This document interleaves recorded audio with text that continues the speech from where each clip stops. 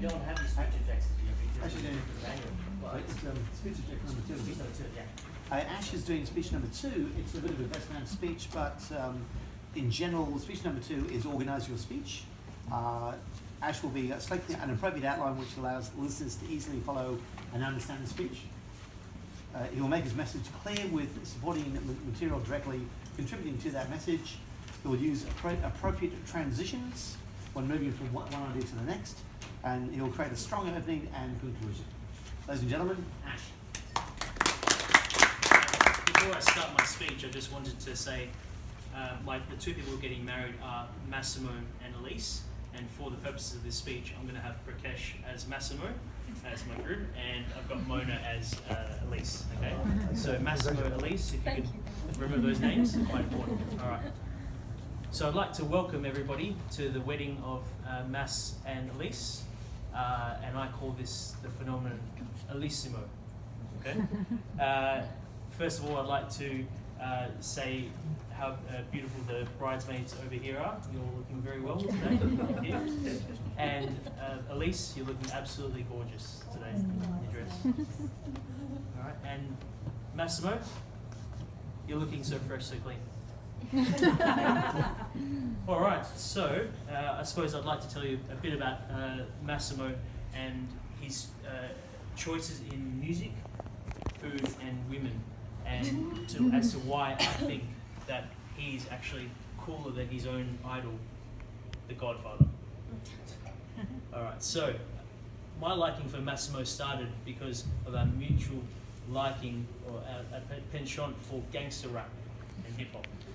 So how did we meet? We met through one of our mutual friends, Dave, quite a few years ago. It was about 11 years ago, and we met at the front of Metro City in Perth, quite a notorious place. And from there, I remember seeing him, and he was dressed in a nice bright shirt with a semi-afro, and I thought, this guy is definitely going to be one of my good friends. We shared a liking for music such as 50 Cent and other sort of less known artists like Timbaland and The Goo. And we would frequent bars quite often, like Red Sea, Onyx Bar, and the notorious GBT, or for those who don't live north of the river, the Grand Boulevard Tavern. Now, for some of you may not know, Massimo actually was a DJ, and he actually DJ'd at the GBT, which is quite an achievement, I believe. And we used to go there quite a bit, and so his liking in hip hop and sort of getting me to go out and dance and burn a few calories is why I first took a liking to him. And after a few nights out, you can imagine that we would burn quite a few calories and be quite hungry. And so I got to learn quite early on Massimo's taste in food. Now, if you're in Canada, after a big night out, you would eat poutine, which is basically chips, gravy, and cheese curds. If you're in Singapore, in a big night out, you're going to eat what's called roti prata and curry. If you're in Australia, you're going to have a kebab or macas. All right.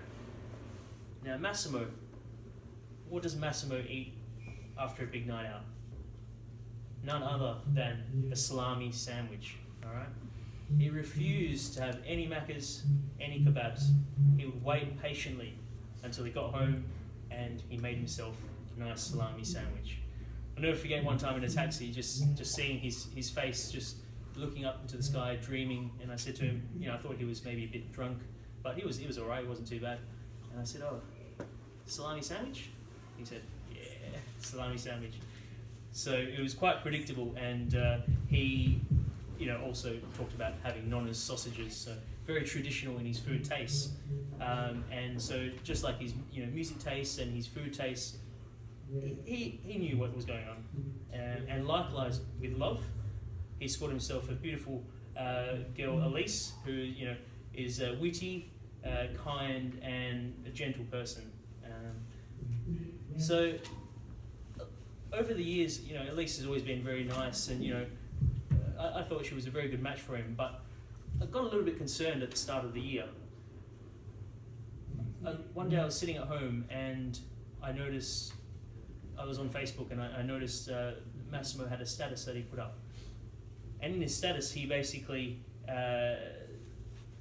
said that he was not wanting to eat salami anymore, and that instead he was wanting to eat tofu, and that was his new thing. And I thought, oh, you know, this Elise, I think she's really changed him. This is not good. This is not the Mass that I know. And even at the Bucks recently, we saw that Massimo was eating Thai flavored tofu, which was, you know, quite strange. However, it was a relief because Elise actually hacked his Facebook and changed his status to say that he liked that, and he wasn't happy about that at all. And all his family, Italian family, were blaspheming him quite a bit, so it was all well worth it. And we also forced him to eat it at his box. Really, Elise, you know, she seals the deal for him because, you know, she's a kind person and she can still prank him and keep him in check. So that really sealed the deal for me, and that made me very confident that based on, you know, Massimo and his taste in music, food, and his life partner, I know that he's going to be one of my closest friends. And so I'd like to make a toast to Mass and Elise for many years to come, and all the best. Thank you. That's amazing.